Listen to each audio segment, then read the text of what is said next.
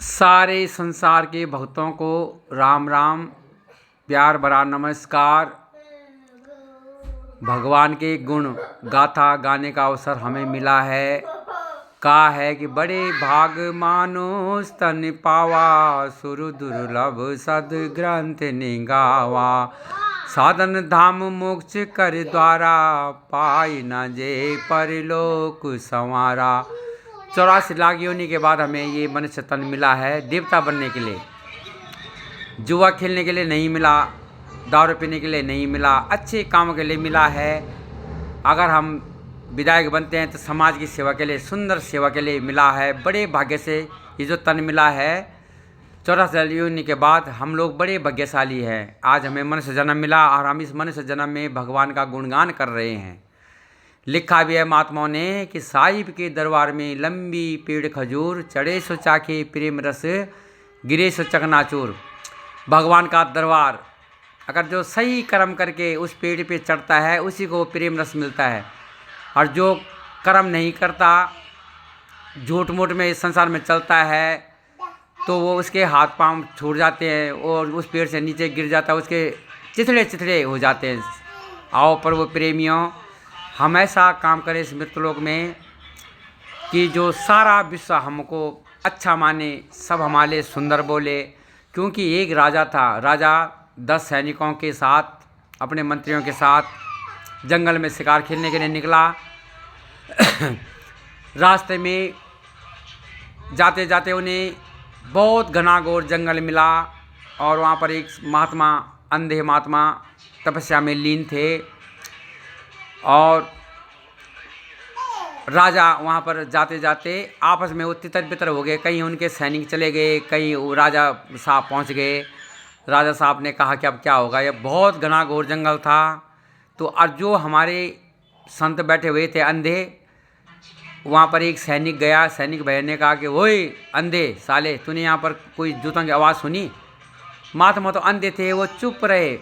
दूसरा भी आया, उसने और अशब्द बोला, तीसरे ने भी और अशब्द बोला, चौथे ने भी और अशब्द बोला, पांचवा आया उसने वैसे बोला। अंत में लास्ट में राजा आया, महाराज जी आए और उन्होंने कहा कि महाराज, बड़े नम्रता से कि महाराज आपने यहाँ पर कहीं जूतों की आवाज़ सुनी? किसी आवाज़ भी सुनी? यहाँ पे किसी इंसान की आवाज़ भी सुनी? महात्मा ने कहा कि महाराज, राजा साहब बैठो। राजा ने कहा कि आपको कैसे पता चला कि मैं राजा हूँ? उसने कहा महाराज वाणी से, विचार से। आपने बड़े विनम्र भाव से कहा महाराज, तो यही मनुष्य जन्म है। अगर हमारी वाणी, कबीरदास ने कहा वाणी ऐसी बोली मन का आपा खोए, और उनको भी शीतल करे, आप भी शीतल होइए। अगर हम परिवार के बीच में रहते हैं और हमें भक्ति मिल गई, अगर हम सुंदर बोलेंगे पत्नी के साथ भी, बच्चों के साथ भी, समाज के साथ भी, गांव वालों के साथ भी, तो लोग कहेंगे यार वास्तव में ये कितने अच्छे संस्कार हैं इनमें। महापुरुषों, इसी संसार में अच्छे बुरे का फर्क है। स्वर्ग भी यही है और नरक भी यही है। अगर हम अच्छी वाणी, अच्छे संस्कार अपने बच्चों में डाल रहे हैं, पत्नी पे डाल रहे हैं, रिश्तेदारी में भी अच्छे संस्कार, अच्छी बोली बात, तो अच्छा इंसान। ज्ञानी सर्वते पूजते, ज्ञानी हर जगह पूजा जाता है।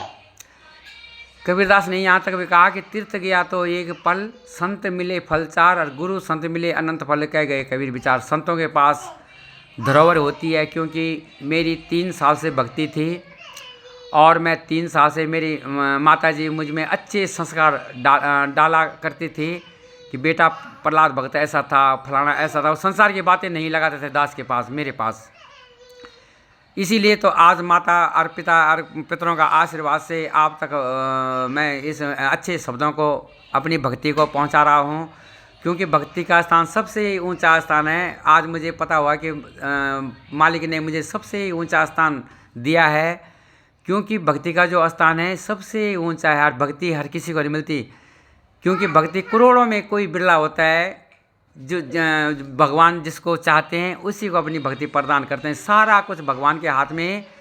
तो आओ प्रभु प्रेमियों, मैं आपसे बार बार यही विनती करता हूं कि भक्ति के स्थान, भक्ति पाइए और भगवान के स्थान पर। क्योंकि हम जब भगवान को खुश करेंगे तो माँ भक्ति प्रसन्न हो जाते हैं। उसके हृदय में विराजमान भक्ति माँ होती है, जहाँ हम भगवान को प्रसन्न करते हैं तन मन धन से, अच्छे कर्मों से, अच्छी भाषा से। क्योंकि सोना होता है, उसी सोने की अंगूठी बनती है, उसी सोने का हार बनता है, उसी सोने की माला बनती है, कुंडल भी, सब कुछ उसी सोने के बनते हैं। पर लेकिन हार की कीमत ज़्यादा है। कई लाखों संतों ने मुझसे पूछा कि उस हार की कीमत ज़्यादा क्यों है। मैंने पूछा उस हार की कीमत ज़्यादा क्यों है, कोई नहीं बता पाया। क्योंकि हार की कीमत इसलिए ज़्यादा है, उसमें सारा ज़्यादा सोना गड़ा हुआ है, ज़्यादा सोना है उसमें। पर वो प्रेमियों, इसी प्रकार हम भी अगर सोने जैसे हार अगर समाज में अपनी कीमत चाहते हैं, अच्छा बनने की, और हार जैसे कीमत चाहते हैं अपने आप को बनाने का, तो सबसे प्यार करिए, सबसे प्रेम करिए, सबसे झुकिए, सबके काम आइए, तब देखना समाज में आपकी भी हार जैसे कीमत हो जाएगी। तो मैं जाता कहते हुए अपने शब्दों को विराम देता हूँ, और आप लोगों से मेरा यही विनती है आपसे, सारे विश्व के साधु संतों से, प्रेमियों से मेरी यही विनती है कि मैं भजन भी बनाता हूँ, और मेरे हज़ारों भजन बना रखे हैं, और भजन ऐसे बना रखे हैं कि बड़े सुंदर, आगे मैं अपने भजनों को प्रकट करूँगा आपके सामने। यहीं पे अपने शब्दों को विराम देता हूँ। नमस्कार, राम राम।